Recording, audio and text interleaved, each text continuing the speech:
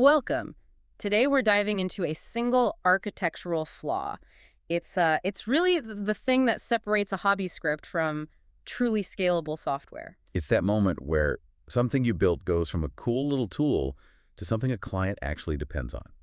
And that's when the cracks start to show. Exactly. We're talking about what is probably the single greatest performance killer for any developer working in Google Apps script. And to really break this down, we're pulling from some amazing source material. Yeah, we are. We have to give a huge thank you to the ex-freelancer who wrote the unreleased book, Boring Problems, Big Money. They were incredibly generous to let us use this content as a blueprint for, well, for scaling income. It's full of these hard-won lessons. So let's get right into it. The mission today is to address the single greatest performance killer, the N+1 disaster. The N+1 disaster. It sounds dramatic, but it's a very real, very predictable guarantee of failure. So let's start with the pain. Stop coding like a freelancer, building a one-off thing that'll never grow. Because that's the trap, right? It is.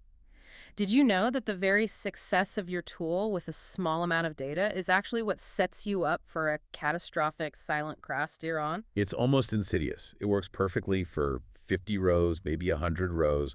You get paid, the client is happy. And you think you've built a solid piece of software. But the architecture is fundamentally broken. And the disaster is structurally guaranteed by something called the 6-minute wall. The 6-minute wall, let's really unpack that. It's not a suggestion, is it? Not at all. It's a hard limit. Google Apps Script imposes a strict 360-second execution limit for any consumer account. And when you hit that ceiling... It's not a graceful shutdown. Yeah. Your script is killed instantly. No chance to save its state, nothing. Which leaves the data, what? Corrupted, half-processed, a total mess. It's a fatal architectural failure. Okay, so that's the bomb. Let's talk about the trigger. How does the N+1 disaster actually set it off? It all comes down to the way scripts talk to the outside world.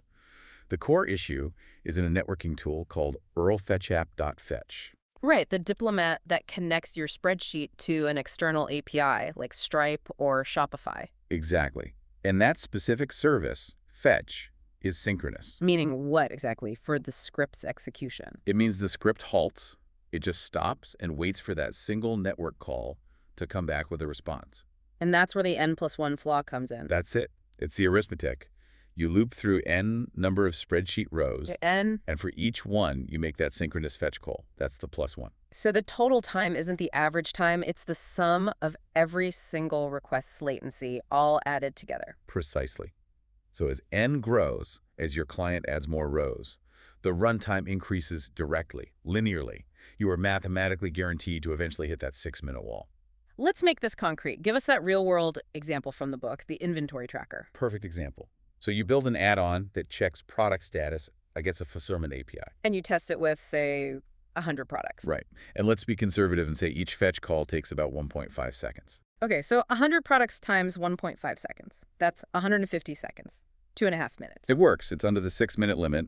Everyone's happy. But then the client's business takes off. They scale up to 500 products. And suddenly the math changes.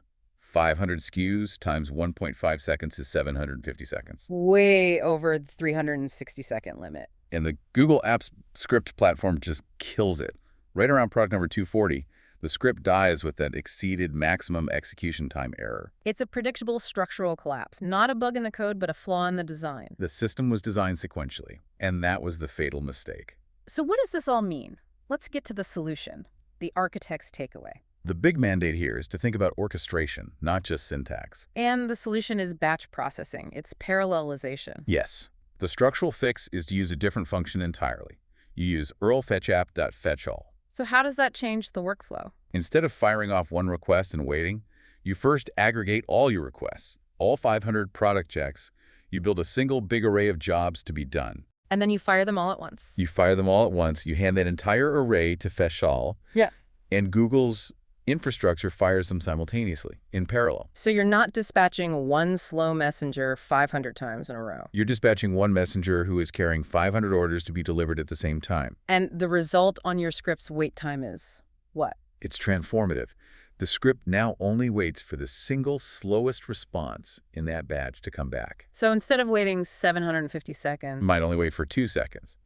Maybe 3.